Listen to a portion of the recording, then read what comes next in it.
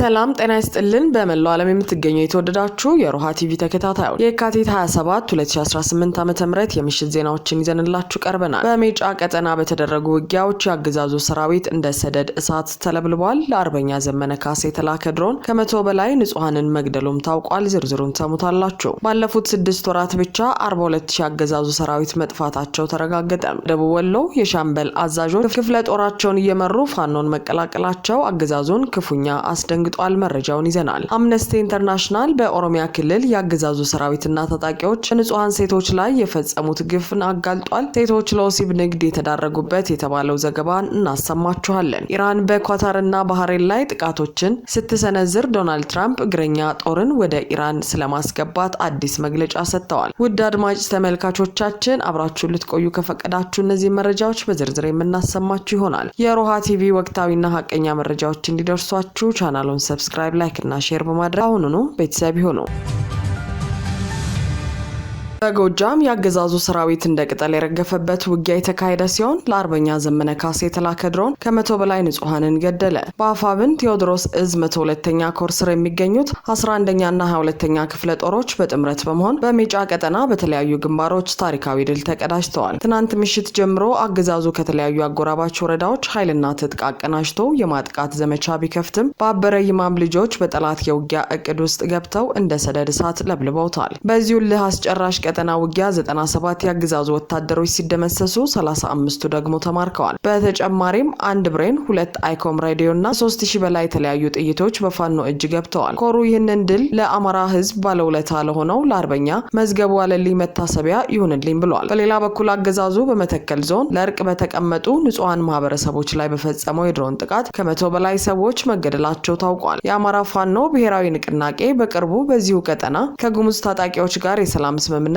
ማድረጉ ክፉኛ ያበሳጨው አገዛዙ አርበኛ ዘመነ ካሴን አገኛለሁ በሚል ሰበብ ንጹሃንን ኢላማ ማድረጉ ተሰምቷል። በተመሳሳይ በምስራቅ ወለጋ አንገርጉተንና በሆሮጉዱ ወለጋ አቤደንጎሮ ወረዳዎች የክልሉ ጸጥታ ኃይሎች በከፈቱት ጥቃት በርካታ የአማራ ተወላጆች መገደላቸውና ከ5 በላይ መንደሮች ሙሉ በሙሉ መውደማቸው ታውቋል። በተደራጀ መልኩ የተሰማራው ዘራፊ ቡድን የዜጎችን ንብረትና የቤት እንስሳት እየዘረፈ በተሽከርካሪ ሲጭን የቆየ ሲሆን መውሰድ ያልቻለውን ንብረት ደግሞ በእሳት አጋይቶታል። በእንዲህ እንዳለ የአገዛዙ መከላከያ ሰራዊት በሻምበል አዛዦች እየተመራ ፋኖን መቀላቀሉን ቀጥሏል። በደቡብ ወሎ ዞን ሲንቀሳቀስ የነበረው የ203ኛ ኮር 83ኛ ክፍለ ጦር 25 አባላት በሻምበል አዛዣቸው እየተመሩ ከነሙሉ ትጥቃቸው የሚኒሊክ እዝ ልጅ ኢያሱ ኮር 23ኛ ክፍለ ጦርን ተቀላቅለዋል። እነዚህ የሰራዊት አባላት እንደገለጹት አገዛዙ ያለ ጦርነት መኖር የማይችልና በኢትዮጵያውያን መካከል ደም ለማፋሰስ ዝግጅቱን የጨረሰ በመሆኑ ዓላማ ለሌለው ጦርነት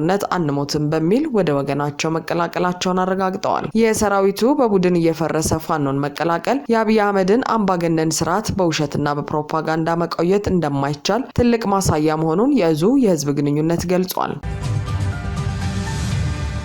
ባለፉት 6 ወራት ውስጥ 42000 ያገዛዙ ሰራዊት ከውጊያ ስምሪት ቀጠናዎች መጥፋታቸው ታወቀ። የአብይ አህመድ አገዛዝ የስልጣን እድሜውን ለማራዘም እንደ ብቸኛ መተማመኛ የሚጠቀምበት የመከላከያ ሰራዊት ታሪክ ባልታየ መልኩ ከውስጥ እየተፈራረሰና እየተበተነ መሆኑን የሚያሳዩ መረጃዎች ወጡ። ወታደራዊ መረጃዎች እንደሚያሳዩት ባለፉት 6 ወራት ውስጥ ብቻ ከ42000 በላይ ያገዛዙ ሰራዊት አባላት ከምድባቸውና ከስምሪት ቦታቸው መጥፋታቸው ተረጋግጧል። ይህ ቁጥር በአንድ ሀገር የጦር ግንባታ ታሪክ ውስጥ ከፍተኛው የሰራዊት መክዳት ተደርጎ ተወስዷል። ይህንን ከፍተኛ ቁጥር ያለው የሰራዊት መጥፋት ተከትሎ በአገዛዙ ከፍተኛ ወታደራዊ አመራሮች ዘንድ መደናገጥና እርስ በርስ መካሰስ ተፈጥሯል። ሰራዊቱን አስኮብለላቸዋል፣ ለጥፋቱም ሁኔታዎችን አመቻችታቸዋል የተባሉ በርካታ መካከለኛና ከፍተኛ ወታደራዊ መኮንኖች ላይ ሰፊ ምርመራ መጀመሩን ምንጮቻችን አረጋግጠዋል። አገዛዙ የሰራዊቱን መክዳት በአመራሮች ለማሳበብ ቢሞክሩም ዋናው ምክንያት ግን ሰራዊቱ በገዛ ወገኑ ላይ እንዲተኩስ መደረጉ የፈጠረው ከፍተኛ የስነ ልቦና ስብራትና ይህን ጦርነት የኔ አይደለም የሚል ግንዛቤ ሰራዊቱ ውስጥ መስፈኑ እንደሆነ እየተነገረ ነው። በተለይም በአማራ ክልል በፋኖ ላይ የተሰማራው ሰራዊት የትግሉን ህዝባዊነትና ፍትሃዊነት በመረዳት በብዛት ወደ ፋኖ እየተቀላቀለ ይገኛል። ባለፈው 1 ወር ብቻ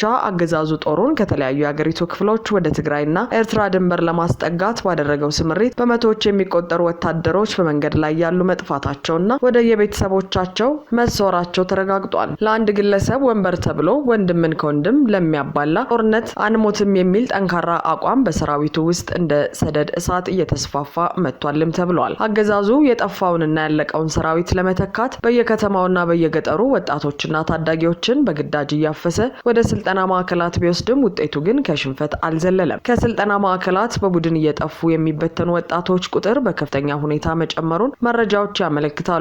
ዓላማና ራዕይ ለሌለው ውጊያ አንሰለፍም የሚሉ ወጣቶች በግዳጅ ወደ ግንባር ቢላኩም ውጊያ ሳይጀምሩ መሳሪያቸውን ጥለው መጥፋትን መርጠዋል። ይህም አገዛዙን ለከፋ የሰው ኃይል እጥረት ዳርጎታል። ይህ በሰራዊቱ ውስጥ የታየው መሰላቸትና መፈራረስ በግንባር ላይ በሚደረጉ ውጊያዎች ላይ ግልጽ ተጽዕኖ አሳርፈዋል። የአገዛዙ ሰራዊት ከጀግናው ፋኖ ጋር ለረጅም ሰዓት መግጠም ያቃተው ሲሆን አብዛኛው ጦር ውጊያ ከመጀመሩ በፊት ወይም ጥቂት ጥይት እንደተተኮሰ ወይ እጅ መስጠትን አሊያም መሳሪያ ጥሎ መጥፋትን እየመረጠ ይገኛል። ፋኖን ለመግጠም የሚላከው ሰራዊት ሞራሉ በመውደቁ ለሽንፈትና ለመደምሰስ እየቀረበ ሆኗል። በ6 ወር ውስጥ 42000 ሰራዊት ማጣት ለአንድ አገዛዝ የመጨረሻው መጀመሪያ እንደሆነ የውትድርና ባለሙያዎች ይናገራሉ።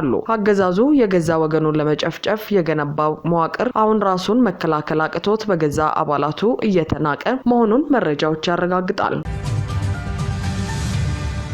አምነስቲ ኢንተርናሽናል በኦሮሚያ ክልል ያገዛዙ ሰራዊትና ታጣቂዎች በንጹሃን ሴቶች ላይ የፈጸሙት ግፍን አጋለጠ። ዓለም አቀፉ የሰብአዊ መብት ተሟጋች አምነስቲ ኢንተርናሽናል ባወጣው እጅግ ዘግናኝ ሪፖርት በኦሮሚያ ክልል በታዳጊ ሴቶችና በልጃገረዶች ላይ የተፈጸመውን የቡድን አስገድዶ መድፈር፣ የወሲብ ባርነትና አሰቃቂ የሰብአዊ መብት ጥሰቶችን በዝርዝር አጋልጧል። ሮሃ ቲቪ የተመለከተው ይህ ሪፖርት በቄለም ወለጋ ዞን ሲዮና አንፊሎ ወረዳዎች ውስጥ የሚገኙ ንጹሃን ዜጎች በአገዛዙ መከላከያ ሰራዊትና በታጣቂ መካከል ባለ ግጭትና ስውር ጥምረት ለከፍተኛ ስቃይ መዳረጋቸውን ያረጋግጣል። አምነስቲ በሪፖርቱ እንደገለጸው 10 የጾታዊ ጥቃት ሰለባ የሆኑ ተጎጂዎችን ታሪክ መዝግበዋል። ከነዚህም መካከል 9ኙ በኦሮሞ ነጻነት ሰራዊት አባላት ጥቃት እንደደረሰባቸው ሲገልጹ፣ አንዷ ተጎጂ ግን በኦሮሞ ነጻነት ሰራዊትና ራሱን የኢፌዴሪ መከላከያ ሰራዊት ብሎ በሚጠራው አባላት በጋራ ጥቃት እንደተፈጸመባት መመስከሯ አገዛዙ በንጹሃን ላይ ያለውን የግፍ ተሳትፎ ቁልጭ አድርጎ የሚያሳይ ሆኗል። ከ10ሩ ተጎጂዎች መካከል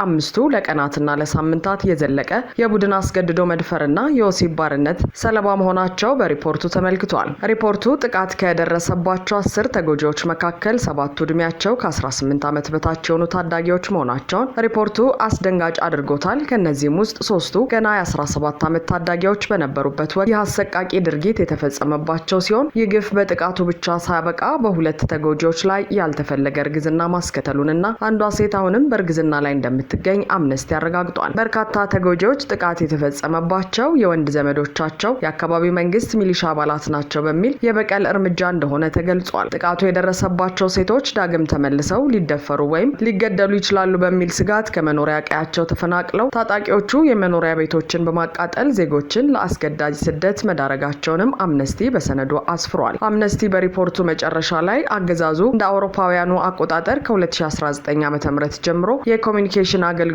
በማቋረጥና ጋዜጠኞች ወደ አካባቢው እንዳይገቡ በመከልከል የሰብአዊ መብት ጥሰቶች እንዳይመዘገቡ እንቅፋት መሆኑን ወንጅሏል። ድርጅቱ የኢትዮጵያ መንግስትና ታጣቂዎች ጥቃቱን በአስቸኳይ እንዲያቆሙና ገለልተኛ ምርመራ እንዲደረግ ጥሪ አቅርበዋል። ኢራን በኳታርና ባህሬን ላይ ጥቃቶችን ስትሰነዝር ዶናልድ ትራምፕ እግረኛ ጦርን ወደ ኢራን ስለማስገባት አዲስ መግለጫ ሰጥተዋል። በመካከለኛው ምስራቅ ያለው ወታደራዊ ውጥረት ዛሬ አርብም ተባብሶ ቀጥሏል። በቀጠናው በሚገኙ የአሜሪካ የጦር ሰፈሮችና በጎረቤት ሀገራት ላይ አዳዲስ የድሮን ጥቃቶች ተሰንዝረዋል። ዛሬ አርብ የወጡ መረጃዎች እንደሚያመለክቱት በመካከለኛው ምስራቅ ትልቁ የአሜሪካ የጦር ሰፈር በሆነው በኳታሩ አልኡዴድ የአየር ኃይል ጣቢያ ላይ የድሮን ጥቃት ሙከራ ተደርጓል። የኳታር መከላከያ ሚኒስቴር ጥቃቱን ማክሸፉን በይፋ ያስታወቀ ሲሆን ድርጊቱ የተፈጸመውም ኢራን በመሪዎቿ ግድያ ሳቢያ ለምትወስደው የአጸፋ እርምጃ ሙከራ እንደሆነ የሮይተርስ ዘገባ ያመለክታል። በተመሳሳይ በባህሬን ዋና ከተማ ማናማ በሚገኙ ሆቴሎችና የመኖሪያ ህንጻዎች ላይ በተሰነዘረ የድሮን ጥቃት ከፍተኛ የንብረት ውድመት መድረሱን የሀገሪቱ የሀገር ውስጥ ጉዳይ ሚኒስቴር አረጋግጧል። ምንም እንኳን የሰው ህይወት ባያልፍም ጥቃቱ በቀጠናው ያለውን ስጋት ከፍ አድርጎታል። የአሜሪካው ፕሬዝዳንት ዶናልድ ትራምፕ ለኤንቢሲ ኒውስ በስልክ በሰጡት አዲስ ቃለ ምልልስ የኢራን ወታደራዊ አቅም አሁን ላይ እጅግ ደካማ ደረጃ ላይ መሆኑን ገልጸዋል። ትራምፕ ኢራን ሁሉንም ነገር አጣለች፣ የባህር ኃይሏን አጣለች፣ ሊያጡት የሚችሉትን ሁሉ አጥተዋል በማለት የሀገሪቱን ወቅታዊ ሁኔታ አጣጥለዋል። ፕሬዝዳንቱ አክለውም አሜሪካ በኢራን ላይ የእግረኛ ጦር ወረራ የማካሄድ ፍላጎት እንደሌላትና እንዲህ አይነቱ እርምጃ ጊዜን ማጥፋት እንደሆነ ገልጸዋል። ፕሬዝዳንት ትራምፕ በቃለ ምልልሳቸው ወቅት በይፋ እንደተናገሩት ዋይት ሀውስ የኢራንን የቀድሞ የአመራር ስርዓት ሙሉ በሙሉ በመቀየርና አዲስ መሪ በመምረጥ ሂደት ውስጥ የራሷን ቁልፍ ሚና ትጫወታለች። በ10 ዓመታት ጊዜ ውስጥ ወታደራዊ ኃይሉን መልሶ የሚገነባ መሪ አንፈልግም ያሉት ትራምፕ አሜሪካ የምትደግፋቸውና ጥሩ ይሰራሉ ተብለው የታሰቡ የተወሰኑ እጩ መሪዎች መኖራቸውን ጠቁመዋል። እነዚህ ተመራጭ ግለሰቦች በጦርነቱ ውስጥ ጉዳት እንዳይደርስባቸው አሜሪካ ልዩ ጥበቃና ክትትል እያደረገችላቸው መሆኑን ገልጸዋል። አሁን ወቅት በመካከለኛው ምስራቅ ያለው ሁኔታ እጅግ ተለዋዋጭ ሲሆን የኢራን የመጀመሪያ ዙር ኪሳራና የዛሬዎቹ የአጸፋ ጥቃቶች ዓለም አቀፉ ማህበረሰብ በከፍተኛ ስጋት ውስጥ ጥለውታል።